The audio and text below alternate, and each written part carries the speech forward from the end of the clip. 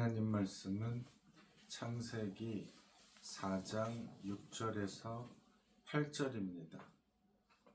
여호와께서 가인에게 이르시되 너가 분하여 함은 어찌 됨이며 안색이 변함은 어찌 됨이냐.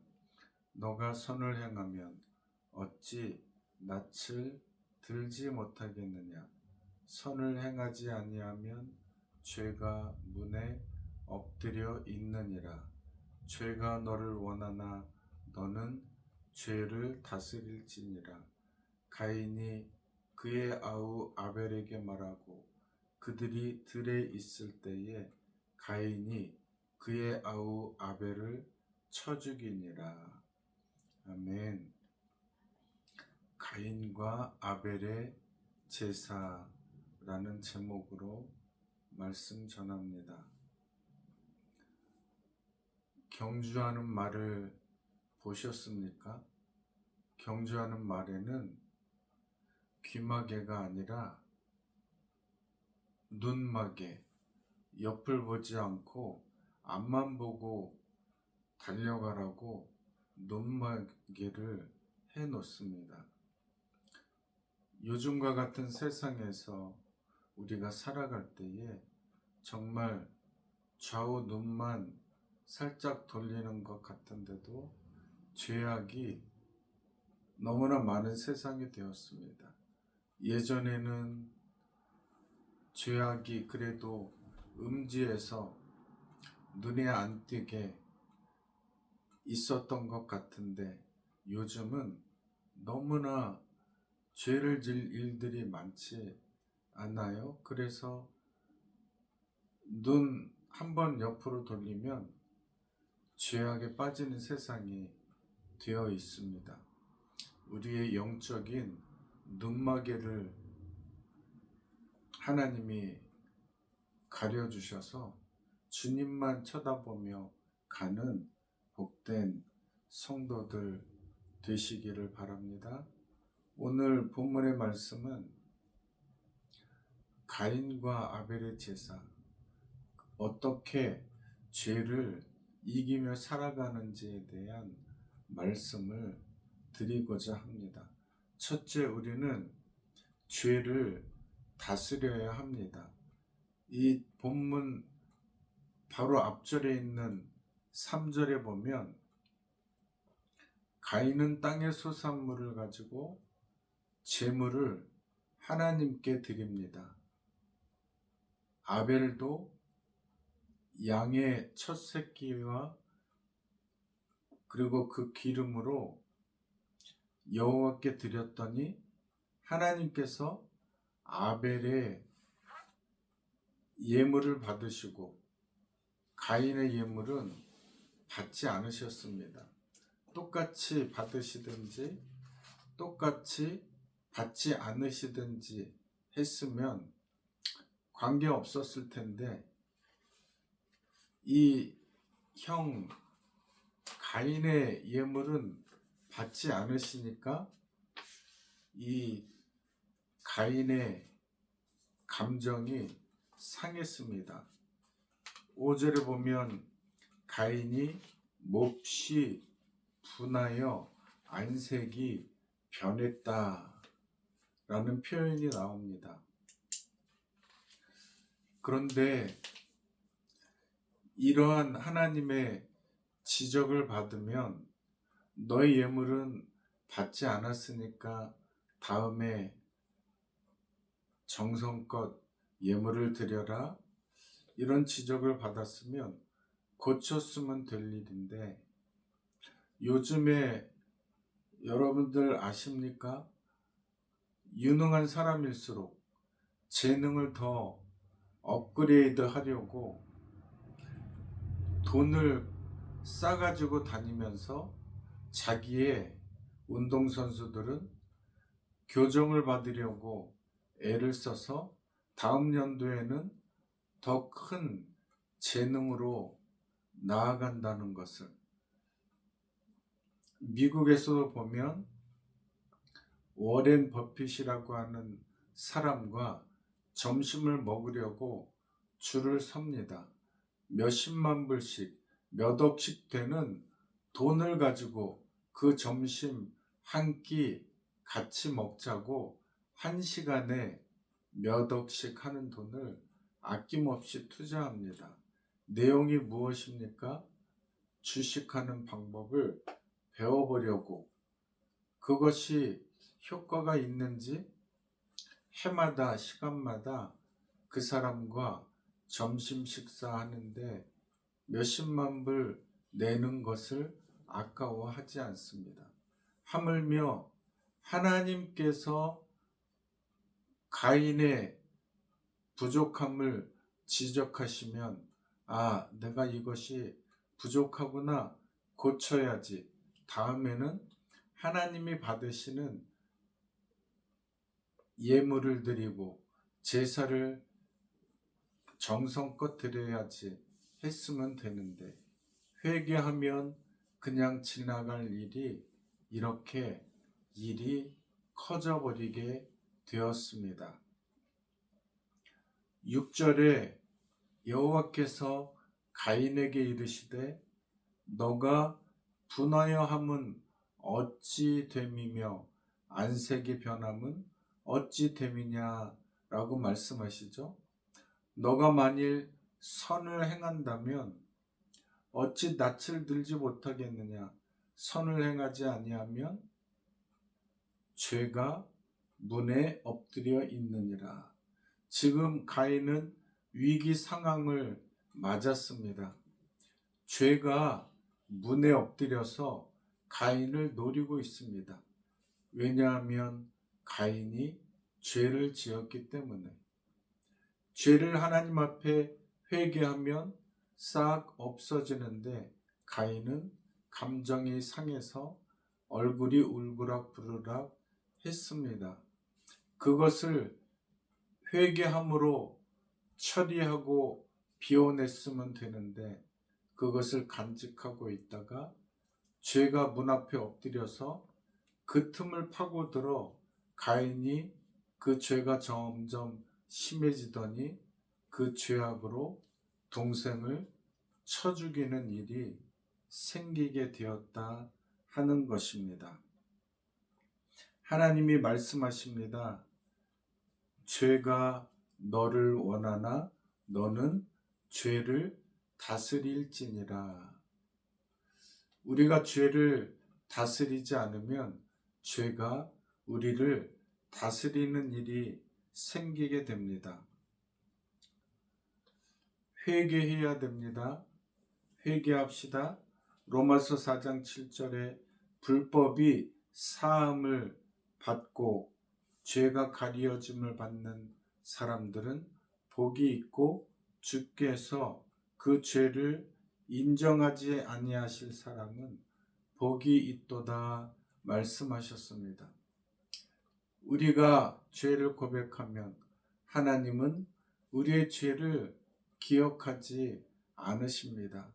회개해야 사는 것이고 회개하면 주님은 우리 죄를 기억지 아니하시는 좋으신 하나님이십니다. 요셉은 죄로부터 도망했습니다. 주인 여자가 요셉과 동침하기를 원했지만 요셉은 그 죄 짓는 현장으로부터 도망쳐 나왔습니다. 우리가 요즘은 술자리가 많이 있죠. 그 술자리로부터 즉시 도망해 나와야 됩니다. 그렇지 않으면 그곳에 계속 있다가 결국에 유혹에 넘어가서 술을 마시게 되는 일들이 얼마나 많이 있습니까? 우리는 때로는 죄악과 맞서 싸워야 되지만 요셉과 같이 죄악으로부터 도망쳐 나오는 지혜도 분명히 필요하다 하는 것이겠죠. 또 니느웨 성에 있었던 모든 백성과 왕은 이 성이 40일이 지나면 멸망할 것이다 라고 하는 주님의 경고하심을 듣고 그 회개하는 것을 놓치지 않고 붙잡았습니다. 회개할 기회를 놓치지 않아야 합니다. 주님은 말씀하시죠. 해가 지기 전에, 해가 넘어가기 전에 그날 지은 죄를 그날 다 처리해라. 그날 회개해야 다음날 밝은 아침이 우리를 기다리는 것입니다. 또 다니엘은 뜻을 정하여 왕과 그가 마시는 포도주로 자기를 더럽히지 아니하려고 결심합니다. 우리도 우리의 몸을 더럽히지 아니하도록 우리의 몸을 하나님이 기뻐하시는 사람이 되도록 결심해야 합니다.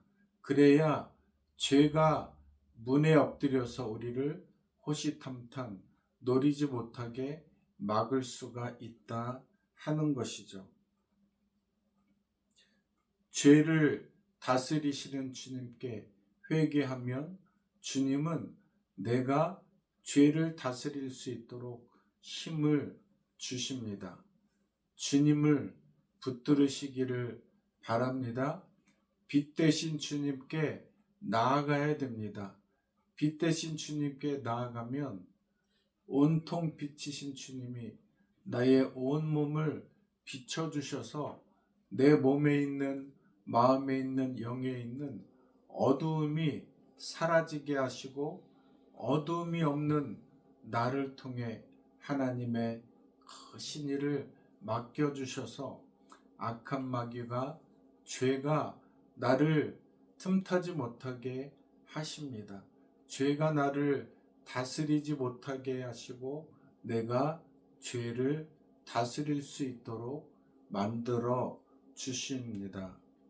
죄가 나를 다스리느냐, 내가 죄를 다스리느냐, 영적인 전쟁이 내 안에서 벌어지고 있을 때 주님의 이름으로 내가 죄를 다스리는 영적인 전쟁에서 승리하시는 복된 성도들 되시기를 바랍니다.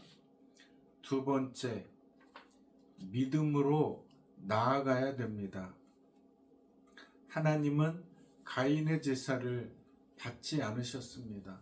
가인은 몰랐습니다. 자신도 믿음이 없다는 것을 몰랐으니까 그렇게 얼굴이 울그락불그락 했겠죠.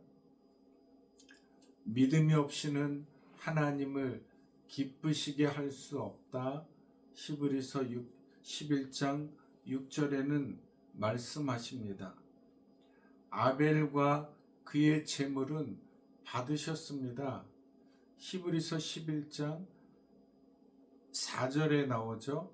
믿음으로 아벨은 가인보다 더 나은 제사를 하나님께 드림으로 의로운 자라 하시는 증거를 얻었으니 하나님이 그 예물에 대하여 증언하심이라.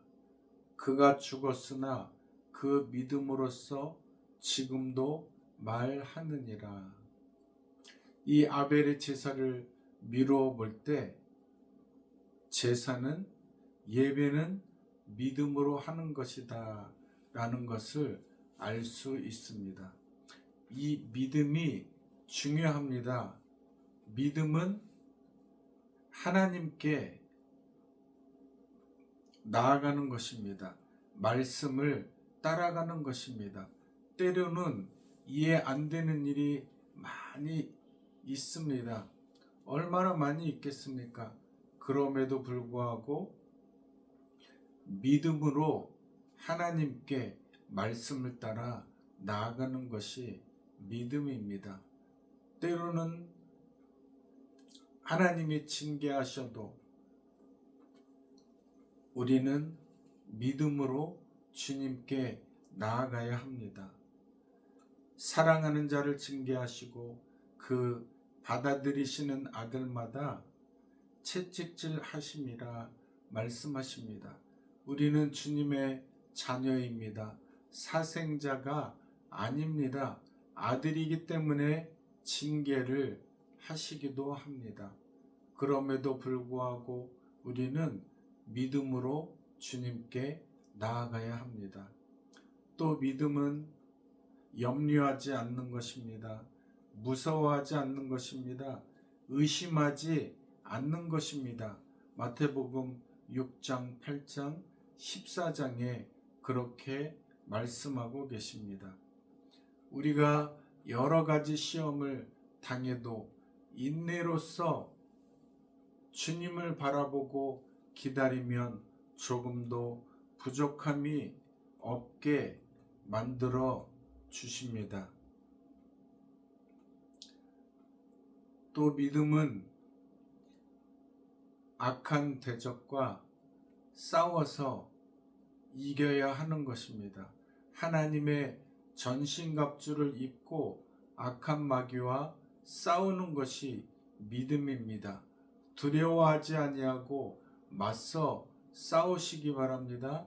하나님의 전신갑주, 구원의 투구를 쓰고 의의 호신경을 붙이고 진리의 허리띠를, 그리고 평안의 복음의 신발, 믿음의 방패, 하나님의 말씀의 검을 가지고 악한 마귀와 싸워서 이겨야 하는 것이 바로 믿음으로 가능한 것입니다. 믿음의 결국 곧 영혼의 구원을 받는 날이 얼마 남지 않았습니다. 이렇게 악한 마귀와 믿음으로 싸움을 하다 보면 우리의 천국에 가는 날이 다가오게 되는 것이지 않겠습니까? 믿음으로 승리하시기를 바랍니다. 세 번째, 예배가 우리를 살립니다. 이 예배는 죄를 다스리는 적극적인 방법입니다. 거룩에 힘쓰면, 이 예배를 통해 거룩에 힘쓰면 우리의 생명이, 우리의 영혼이 힘차게 주님을 향하여 믿음으로 뚜벅뚜벅 걸어갈 수가 있게 되는 것입니다. 예배는 순종하는 것입니다. 예배는 나의 생활 가운데 어떤 형태로 환난이나 공고나 염려가 있어도 오직 주님의 말씀에 순종하여 아브라함과 같이 이삭을 드리라는 명령을 받았음에도 예배하는 자가 되어야 하는 것이죠. 두 번째, 예배는 경외함으로, 두렵고 떨림으로 예배하는 것입니다. 영과 진리로 예배하는 것입니다. 하나님, 이 예배 받아주시옵소서. 모든 성도들이 함께 예배에 참석하지만 어떤 사람은 예배 받아주시고 어떤 사람의 예배는 하나님이 받지 않으십니다. 예배하는 가운데 마음과 정성을 다해서 찬송을 부를 때도, 말씀을 들을 때도, 기도할 때에도 예배가 하나님께 상달되고자 하는 그러한 열망하는 마음으로 주여 나의 찬송을, 주여 나의 기도를, 주여 나의 예배를 받아 주시옵소서. 아벨과 같이 믿음으로 예배하면 하나님이 받아 주시는 것이겠죠. 또 예배는 우리 몸을 하나님이 기뻐하시는 거룩한 산 제물로 드리는 것이죠. 하나님, 나의 몸을 세상에 더럽히기를 원하지 않습니다. 하나님, 나의 몸을 받아 주시옵소서. 세상은 나를 유혹하고 세상은, 죄악은 문에 엎드려서 나를 호시탐탐 노리지만 주여 나의 몸을 받아주셔서 나의 몸으로 주님을 위한 영광의 삶을 살기를 원하오니 주여 나를 인도하여 주시옵소서. 내가 죄를 다스리도록 나를 인도하여 주시옵소서. 기도하며 나아가면 주님은 나의 예배를 받아 주실 것입니다. 예배하면 나와 함께 하십니다. 예배하면 나를 지켜주십니다. 예배하면 나를 주님의 길로 주님의 도구로 사용해 주십니다. 예배하는 자가 되시기를 바랍니다. 말씀의 교훈을 잊지 말아야 합니다. 믿음으로 예배해야 합니다. 말씀을 읽고 듣고 말씀대로 행해야 합니다. 죄를 다스리는 우리가 되시기를 바랍니다. 믿음으로 나아가시는 성도들 되시기를 바랍니다. 그리고 예배가 우리를 살리는 것을 명심하여 예배자가 되시고 주일 예배, 수요 예배, 금요 예배, 더 나아가서 새벽 예배를 빠지지 아니하고 가정 예배도 드리고 하나님이 받으시는 복된 성도들이 되어서 믿음의 주요 또 온전케 하시는 이인 예수를 바라보는 복된 성도들, 이 한 주간도 주님의 말씀을 붙들고 죄를 다스려 나가는 힘차게 주님의 이름으로 승리하는 복된 성도들, 이 한 주간 되시기를 주님의 이름으로 축원합니다. 아멘.